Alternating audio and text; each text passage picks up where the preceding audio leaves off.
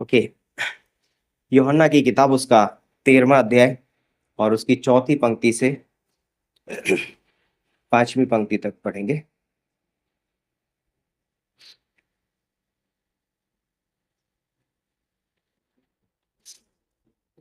यूहन्ना की किताब उसका 13वां अध्याय और उसकी 4थी पंक्ति से 5वीं पंक्ति तक हम लोग खड़े हो जाएंगे परमेश्वर का वचन पढ़ने के लिए।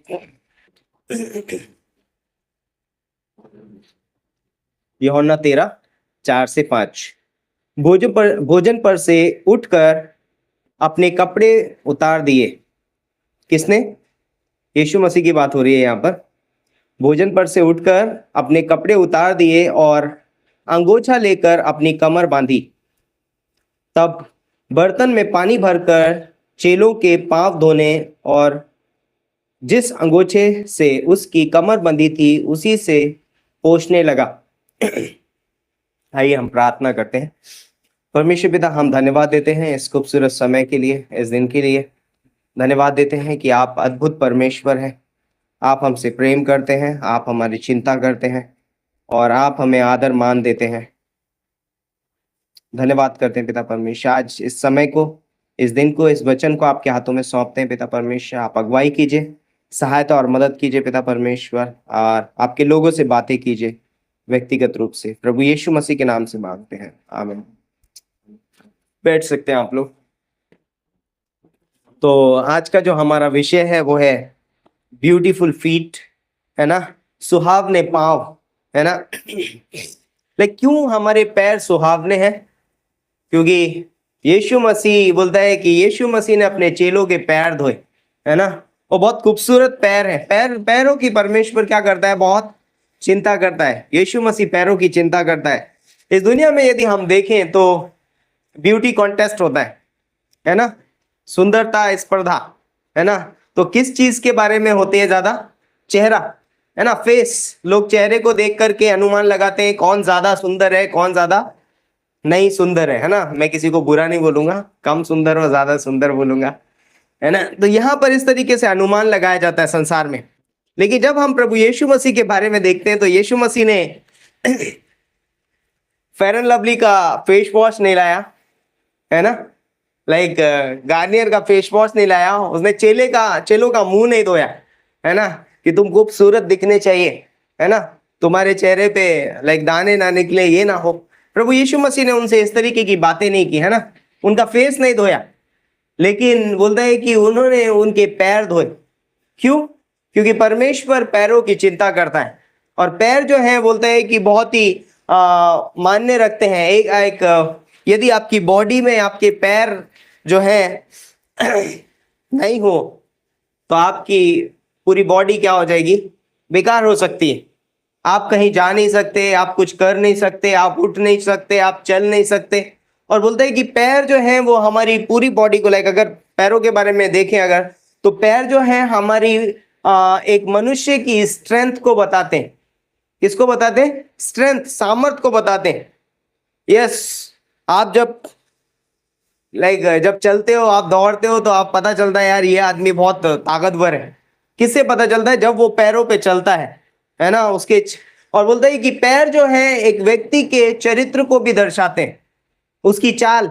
यदि उसकी चाल ठीक नहीं है तो उसका चरित्र प्रकट हो जाता है। बोलते हैं यार ये व्यक्ति की चाल ठीक नहीं है, ये व्यक्ति क्या है, इसका चरित्र भी ठीक नहीं है। तो हमारी चाल जो है हमारे चरित्र को भी दर्शाती है। तो पहली चीज जो हमने सोचा था, हमारी स्ट्रेंथ को बताते हैं, हमारे कैरेक्टर को बताते हैं, हमारे चरित्र को बताते हैं हमारे पैर। तीसरी चीज क्या है जो पैर हमारे बारे में बताते हैं? स्टेबिलिटी, है ना, स्थिरता को दर्शाते हैं। यदि एक व्यक्ति के पास एक पैर है तो वो स्थिरता को दर्शाता है कि ये व्यक्ति स्थिर है ना। पैर हमें स्थिर रखने में काम आते हैं, है ना। पैर हमें खड़े रहने में मदद करते हैं, पैर हमें चलने में मदद करते हैं। तो पैर बहुत इंपॉर्टेंट चीज है। और पैर जो है परमेश्वर पैर पांव की बात नहीं कर रहा है, यहाँ पर बात की जा रही है कि एक विश्वासी की चाल कैसी होनी चाहिए। तो ये परमेश्वर एक दिन सुंदरता का जब ब्यूटी कॉन्टेक्स्ट करेगा, है ना, या एक सुंदरता स्पर्धा करेगा स्वर्ग के अंदर, तो वो चेहरों को नहीं देखेगा, वो पैरों को देखेगा कि हम कैसे चले थे इस धरती पे, हमारी चाल कैसी थी इस धरती पे। उसको देख करके परमेश्वर हमारी तारीफ करेगा। और इसीलिए बाइबल बोलती है, रोमियो का 10:15 में लिखा है, रोमियो की किताब उसका 10वां अध्याय और उसकी 15वीं पंक्ति क्या बोलती है यहाँ पर? 10वां अध्याय 15वीं पंक्ति, और प्रचार बिना क्यों कर सुने, और यदि भेजे ना जाएं तो क्यों कर प्रचार करें। जैसा लिखा है कि उनके पांव क्या ही सुहावने हैं जो अच्छी बातों का सुसमाचार लाते हैं। लाइक पैर क्या करते हैं? लाइक हम सोचेंगे अरे मुंह बोलने वाला है, हाथ पर्चा देने वाला है, लेकिन पैर क्या कर रहे हैं? लेकर जाते हैं, है ना। पैर क्या कर रहे हैं? लेकर जाते हैं। और यहाँ पर पैरों की तारीफ गई है, यहाँ पर मुंह की तारीफ नहीं की गई है, यहाँ पर हाथों की तारीफ नहीं की गई है जो ट्रैक्स देते हैं, लेकिन यहाँ पर पैरों की तारीफ की गई है।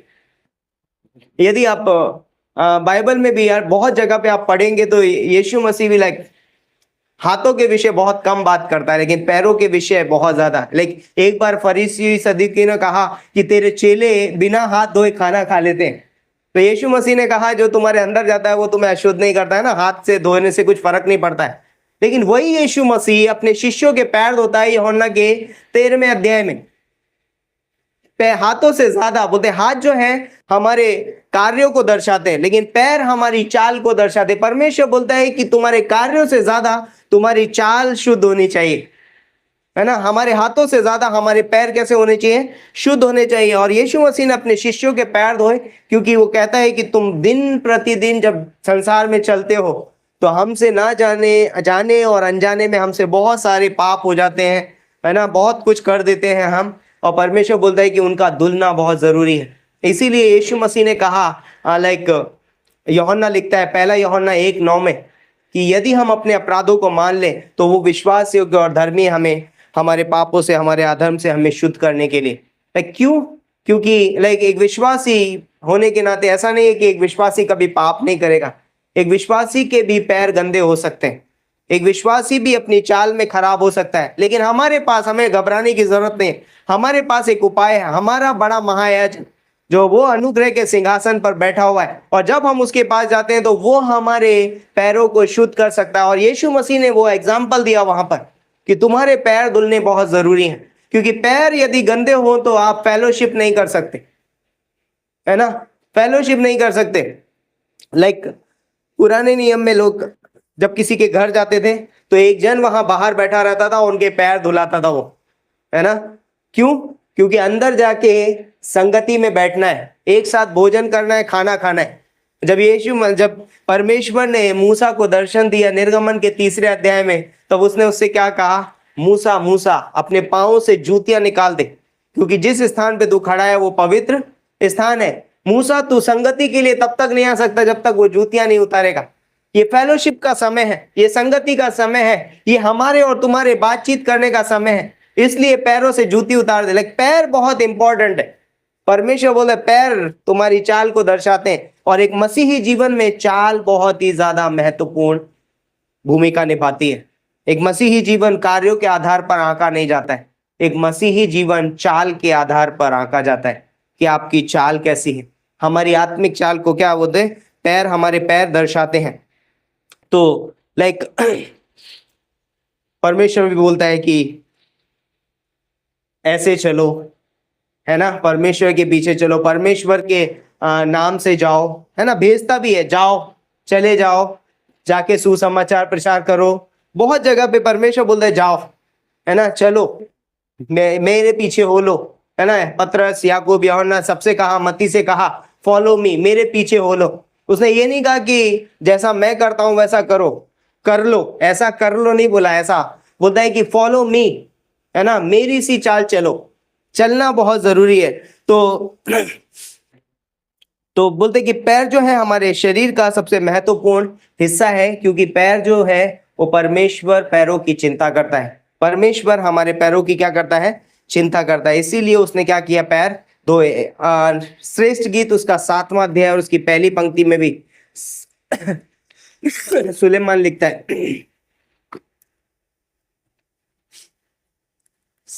श्रेष्ठ गीत उसका 7वां अध्याय और उसकी पहली पंक्ति।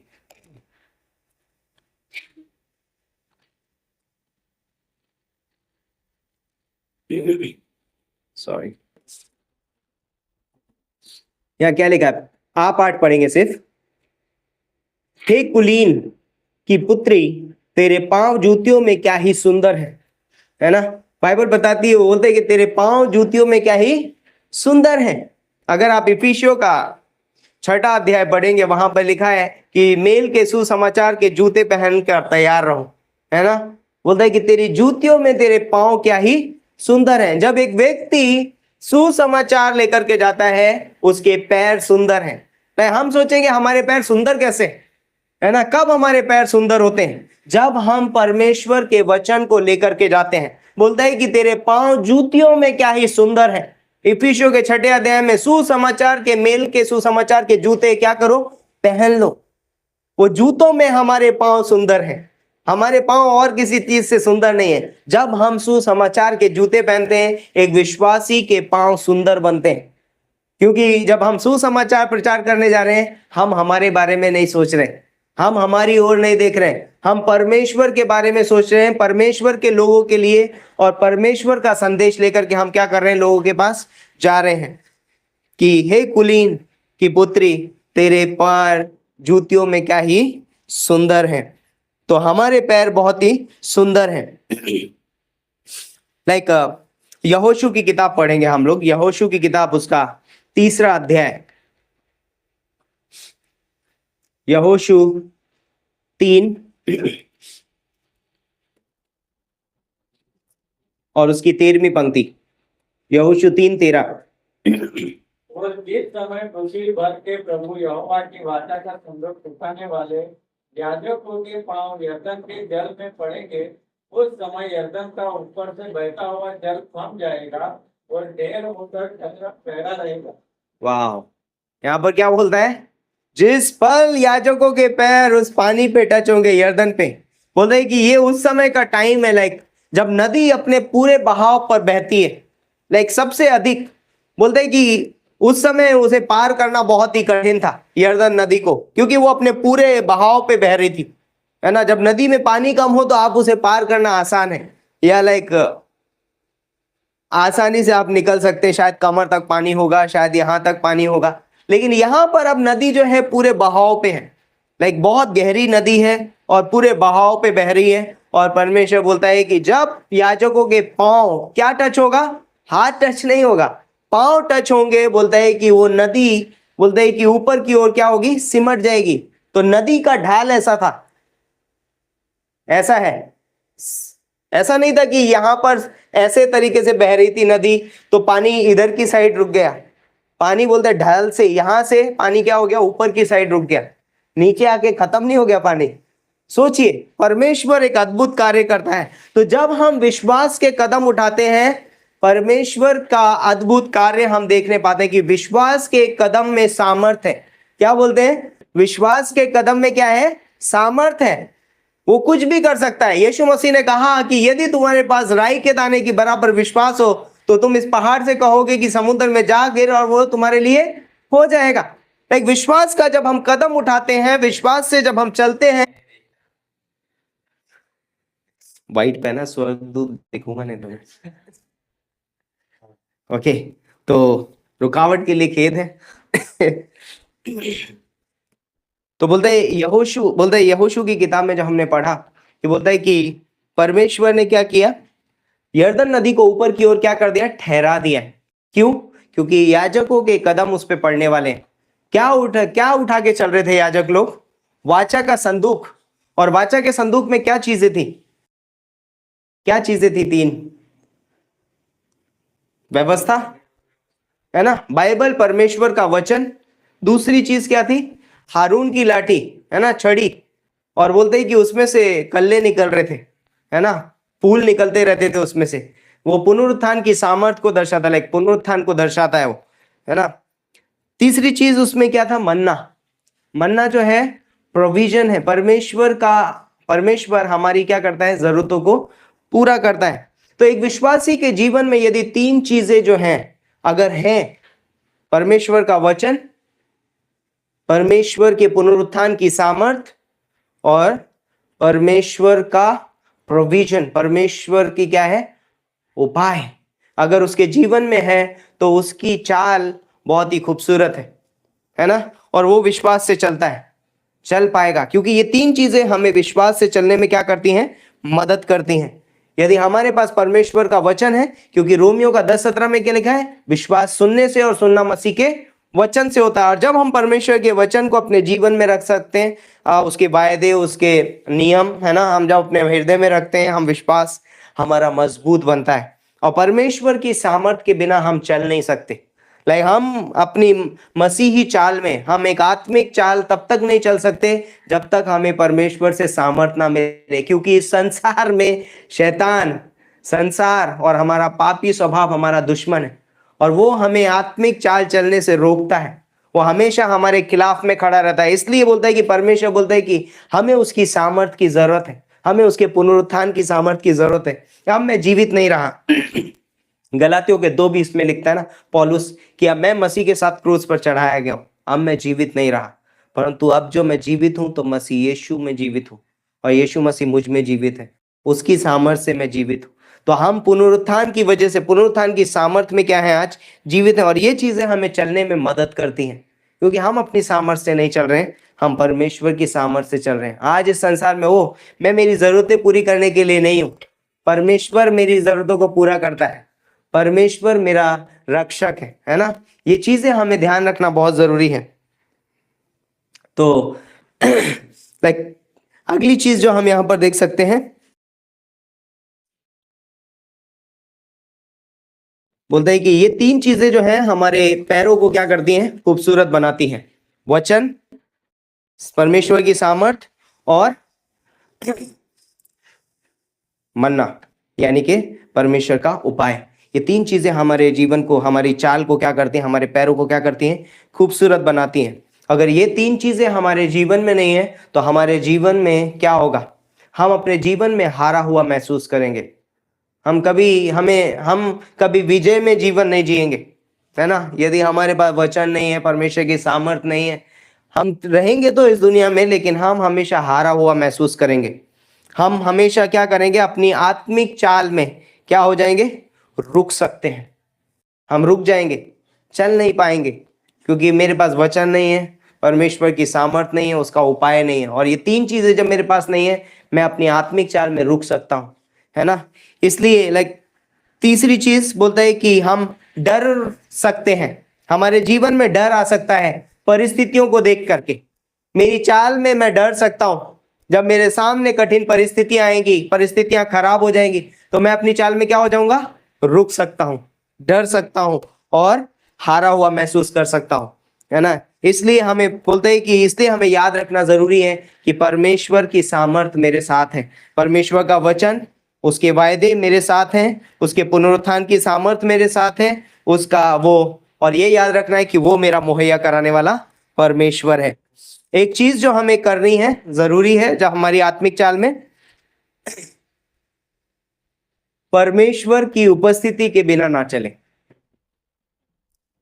हमारी चाल पता है कब खराब होती है, जब हम परमेश्वर की उपस्थिति के बिना चलने की कोशिश करते हैं, है ना। जब हम कोशिश करते हैं परमेश्वर के बिना चलने की, आपने सुना होगा मूसा क्या बोलता है परमेश्वर से, यदि तू हमारे आगे नहीं जाएगा तो हम नहीं चलेंगे, है ना। यदि तू हमारे साथ ना चले तो हमें भी चलने के लिए मत कह, बस इतना हो कि तू हमारे आगे आगे चले, तब तो हम चल पाएंगे, अदरवाइज हम नहीं चलेंगे। यदि हमारी आत्मिक चाल में परमेश्वर की उपस्थिति में नहीं चल रहे हैं, हम परमेश्वर की उपस्थिति नहीं है, हम कभी भी आत्मिक चाल नहीं चल पाएंगे, हमारी चाल खराब हो सकती है। इसलिए हमें जब भी हम चल रहे हैं, हमें ये ध्यान रखना बहुत जरूरी है कि परमेश्वर की उपस्थिति है वहां पर या नहीं है ना। परमेश्वर की उपस्थिति में हमें चलना बहुत जरूरी है, क्योंकि उसकी उपस्थिति बहुत कुछ कर सकती है, उसकी उपस्थिति बहुत सारा बदलाव ला सकती है। जैसे कि यूहन्ना के 2 अध्याय में, गलील के काना में जब बोलते हैं दाखरस घट गया था, तो यीशु मसीह वहां पर उपस्थित था।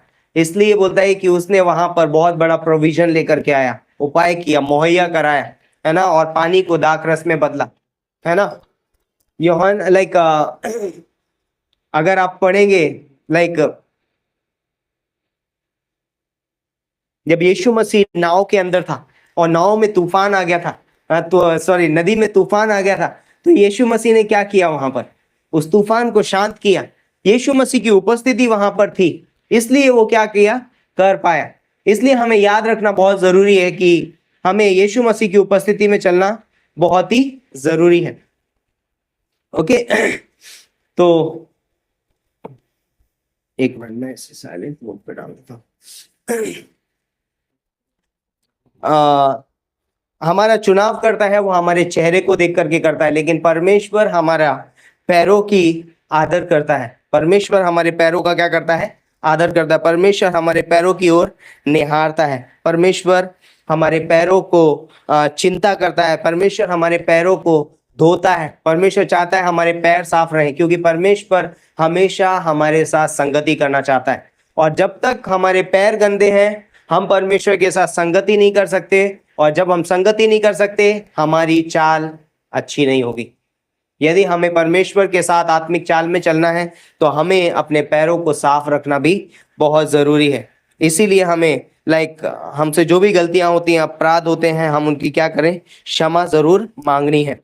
ओके एक दिन परमेश्वर हमारी तारीफ करने वाला है। जो मसीहत है वो कार्यों पर आधारित नहीं है, परंतु चाल पर आधारित है ना? एक मसीही जीवन कार्यों पर आधारित नहीं है, परंतु चाल पर आधारित है। यहां पर मैंने ऐसा लिखा है, how you walk is more important than how you do, है ना? आप कैसे चलते हो ये ज्यादा महत्वपूर्ण रखता है, ना कि ये कि आप कैसे करते हो, है ना? यीशु मसीह के जीवन से आप देखेंगे तो उसने भी लोग चेलों को सिर्फ बोला नहीं, सिर्फ, है ना, परंतु उसने अपनी चाल में उन्हें दिखाया चल के। हमारी स्पीच बहुत अच्छी हो सकती है, बहुत अच्छा हम प्रचार कर सकते हैं, बट क्या हम उस तरीके से चल रहे हैं? यस, मैं खड़े होकर प्रचार कर सकता हूं किसी चीज के लिए, लेकिन क्या मैं उस चीज में चल रहा हूं? क्योंकि चाल यीशु मसीह बोलता है कि तुम जो बोलते हो उससे ज्यादा तुम चलो, है ना? बोलने से ज्यादा हमारा चलना क्या है? वो ज्यादा महत्वपूर्ण है। कैसे बोलते हैं वो ज्यादा महत्वपूर्ण नहीं है, लेकिन कैसे चलते हैं वो ज्यादा महत्वपूर्ण है। इसलिए पौलुस भी कहता है, पौलुस कहता है मेरी सी चाल चलो, क्योंकि मैं मसीह की चाल चलता हूं। पौलुस ने मसीह के पीछे चलने की वजह से ही लोगों को बोल पाया कि तुम मेरी सी चाल चलो। अगर हम मसीह के पीछे नहीं चल रहे तो हम दूसरों को बोल नहीं पाएंगे कि आप मेरे पीछे बोलो, है ना? और मसीह के पीछे चलना हमारे पैरों को खूबसूरत बनाता है, हमारी चाल को खूबसूरत बनाता है। इसीलिए जब यीशु मसीह ने कहा फॉलो मी, है ना, यीशु मसीह ने कहा ना मेरे पीछे हो लो, तो उसका मतलब क्या है? यीशु मसीह कहाँ हमें फॉलो करना है, कहाँ जाना है मुझे, किस मार्ग पे? आज यीशु मसीह यहां पर नहीं है ना? कहाँ चलना है मुझे? यीशु मसीह का मार्ग कौन सा था? किस मार्ग पे चला यीशु मसीह? क्या मुझे यरूशलेम जाना चाहिए? क्या मुझे गलील जाना चाहिए? क्योंकि यीशु मसीह वहां पर चला है तो मुझे वहां पर घूमना चाहिए कि यीशु मसीह ऐसे गया था, ऐसे गया था, ये नक्शा है, इसके पीछे पीछे मुझे चलना है। यीशु मसीह का मार्ग कौन सा था? क्रूस। उसका मार्ग क्रूस था। यीशु मसीह ने कहा यदि कोई मेरे पीछे आना चाहे तो अपना क्रूस उठाए और मेरे पीछे हो ले। उसका जो मार्ग है वो क्रूस है। जहां पर जिस मार्ग पे हमारा प्रभु गया है, हमें उसी मार्ग पे चलना है। और वो कहां गया है? क्रूस पे गया है। एक विश्वासी को यदि मुझे अपनी आत्मिक चाल में चलना है, बढ़ना है, तो मुझे उस क्रूस की ओर जाना होगा। ये मेरा मार्ग है, मुझे इस मार्ग पे चलना है, ये क्रूस तक पहुंचता है, ये मेरी चाल को सुधारेगा, है ना, और ये मुझे मजबूत बनाएगा। इसलिए बोलते हैं कि हमें यीशु मसीह के पीछे चलना है तो हमें उस क्रूस की ओर बढ़ना बहुत ही जरूरी है। यीशु मसीह क्रूस पे गया है ना, और मुझे भी उसके पीछे जाना जरूरी है। इसीलिए यीशु मसीह कहता है जो कोई मेरे पीछे आना चाहे वो अपने आप का इनकार करे और अपना क्रूस उठाए और मेरे पीछे हो ले। पौलुस ये भी कहता है, पौलुस ने कहा है कि मैं अपनी दौड़ पूरी कर चुका। तिमोथी से बोलता है, तिमोथी को बोलता है कि दूसरा तिमोथी में कि मैं विश्वास की रखवाली की है, मैंने कोई अच्छी कुश्ती लड़ ली, मैं अच्छी दौड़ चुका हूं। दौड़ ये बहुत इंपॉर्टेंट है। विश्वासी जीवन जो है वो 3 बातों पर आधारित है, या एक विश्वासी के पैर जो है वो बहुत मजबूत होने चाहिए। पता है क्यों? एक विश्वासी के पैर मजबूत होने बहुत जरूरी है। पता है क्यों? क्योंकि हमें कहा गया है खड़े रहने के लिए, हमें कहा गया है चलने के लिए, हमें कहा गया है दौड़ने के लिए, है ना? समझ रहे हैं आप? एक विश्वासी, यदि आप परमेश्वर के पीछे चलना चाहते हैं, खड़े रहना चाहते हैं और दौड़ना चाहते हैं, हमारे पैर बहुत मजबूत होने चाहिए, क्योंकि परमेश्वर ने हमसे कहा है खड़े रहो। इफिसियों के 6 अध्याय में 11वीं पंक्ति में लिखा है, इंग्लिश में अच्छे से लिखा है ना? स्टैंड फर्म, है ना? फर्म यानी स्थिर खड़े रहो। सारे हथियार पहनकर क्या करो? स्थिर खड़े रहो। हमको भागने या दौड़ने के लिए नहीं कहा गया। वहां से इनिशियल स्टेज, है ना, शुरुआत में जब हम मसीह में आते हैं, हम बहुत सारी परीक्षाएं आएंगी हमारे जीवन में, हम बहुत सारी तकलीफों से गिरते हैं। परमेश्वर बोलता है खड़े रहो। किस में खड़े रहो? जब तुम्हारे जीवन में परीक्षाएं आई तब तुम खड़े रहो। शैतान के सामने तुम खड़े रहो, है ना? संसार के सामने तुम खड़े रहो, अपने पापी स्वभाव के सामने तुम खड़े रहो। तुम्हें लड़ने की जरूरत नहीं है, पर तुम क्या करो? सारे हथियार पहन लो और क्या करो? खड़े रहो। एक सैनिक की तरह खड़े रहो, जैसे वो बॉर्डर पे खड़ा रहता है। गोली चलाने की जरूरत नहीं है तुमको, सिर्फ खड़े रहो, है ना? और बोलता है कि तब तुम उसके जलते हुए तीरों का सामना कर पाओगे, तब तुम सामना कर पाओगे। तो हमें पहले कहा गया है कि खड़े रहो, अपनी परीक्षाओं में स्थिर खड़े रहो। परीक्षाओं से भागो मत, परीक्षाओं से लड़ो मत, निराश मत हो जाओ, स्थिर खड़े रहो। जब हमारे जीवन में कोई भी परीक्षा आए, बीमारी आए, तकलीफ आए, खड़े रहिए, विश्वास में खड़े रहिए, है ना? सारे हथियार बांध दो यीशु मसीह के, जो यीशु मसीह ने दिए। इफिसियों के 6 अध्याय में खड़े रहिए वहां पर जम के। दूसरी चीज बोलता है कि हमसे चलने के लिए कहा गया है ना? चलना क्या है? यीशु मसीह ने भी कहा फॉलो मी, मेरे पीछे हो लो। पौलुस बोलता है मेरे पीछे हो लो, क्योंकि मैं मसीह की चाल चलता हूं। चलने के लिए कहा गया है, चलो। ये हमारी आत्मिक उन्नति के लिए है। जब हम प्रभु यीशु मसीह के पीछे चलते हैं, जब हम उसका अनुकरण करते हैं, ये हमें आत्मिक उन्नति की ओर लेकर के जाता है। हम आत्मिक उन्नति पाते हैं। हम परमेश्वर के वचन, उसकी सामर्थ, उसके उपाय को लेकर के क्या करते हैं? जब हम चलते हैं, हम आत्मिक रूप से उन्नति पाते हैं, हम आत्मिक उन्नति में बढ़ते जाते हैं। तीसरी चीज हमसे कहा गया है दौड़ने के लिए, है ना? पौलुस बोलता है कि मैं अपनी दौड़ पूरी कर चुका, तिमोथी अब तेरी बारी है। वो हम लोग को देखा, वो स्क्रोल लेके भागते हैं, तो एक भाग के जाएगा, फिर आगे वाले को देगा, उसका काम खत्म हो गया, उसने दौड़ ली, अब आगे वाला दौड़ेगा। तो हमसे दौड़ने के लिए क्यों कहा गया है? परमेश्वर के कार्य के लिए। खड़े रहो परीक्षाओं में, चलते रहो आत्मिक उन्नति में, परमेश्वर की उपस्थिति में आत्मिक उन्नति करते जाओ, और दौड़ो परमेश्वर के कार्य के लिए। जब भी परमेश्वर का कार्य हो तो हम ऐसे कर लेंगे, दौड़ना है हमें, है ना? पौलुस बोलता है मैंने दौड़ पूरी की है। उसने ये बोला मैं चल के आ गया, यहां तक खड़ा हो गया। बोलता है कि मैंने दौड़ पूरी की है। वो दौड़ रहा है परमेश्वर के कार्य के लिए, हमेशा तैयार है, दौड़ रहा है।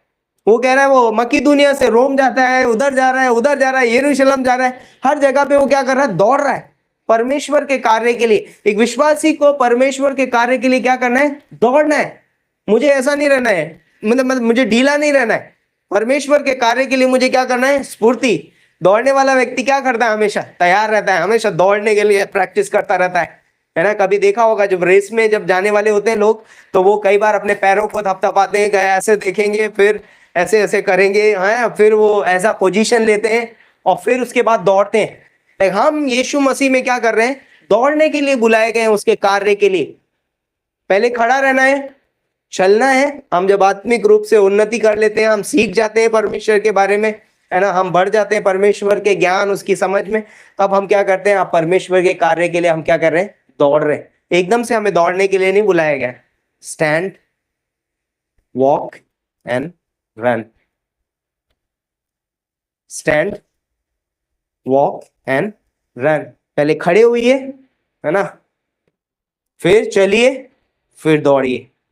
परमेश्वर ने लायक हमें इसलिए बुलाया, एक विश्वासी को। इसलिए हमें क्या करना है? तैयार रहना है। एक विश्वासी होने के नाते हमें 3 चीजों के लिए बुलाया गया है। तो ये हमारे संदेश का पहला पार्ट है, और अगला जो पार्ट है हम या फिर रविवार को या फिर हम आने वाले समय में हम इसको पूरा करेंगे किसी और दिन। तो इस संदेश को मैं यहाँ पर रोकना चाहूंगा, क्योंकि आगे हम इस संदेश में और बात करेंगे।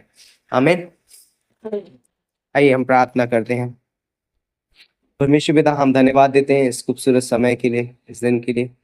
धन्यवाद देते हैं तेरे प्रेम, तेरे अनुग्रह के लिए। आप हमें पिता परमेश्वर, आप हमारे पैरों की तारीफ करते हैं, आप हमारे पैरों की चिंता करते हैं पिता परमेश्वर, और आपने हमें बुलाया है कि हम खड़े रहें तुझ में, तेरी उपस्थिति में चलें, आत्मिक उन्नति करें और तेरे कार्यों के लिए दौड़े पिता परमेश्वर, तेरी सेवा के लिए। धन्यवाद करते हैं प्रभु यीशु मसीह के नाम से मांगते हैं, आमीन। यस। जैसे एक दास हमेशा क्या करता है, अपने स्वामी के लिए क्या करता है, जब स्वामी उसका कुछ बोलता है तो दास दौड़ दौड़ के काम करता है घर के अंदर, है ना, और स्वामी को प्रसन्न करता है। वैसा ही हम भी परमेश्वर के दास हैं और वो हमारा स्वामी है, और जब हम कुछ करते हैं तो दौड़ के पूरे हर्ष के साथ करें, परमेश्वर को प्रसन्न करें। आमीन।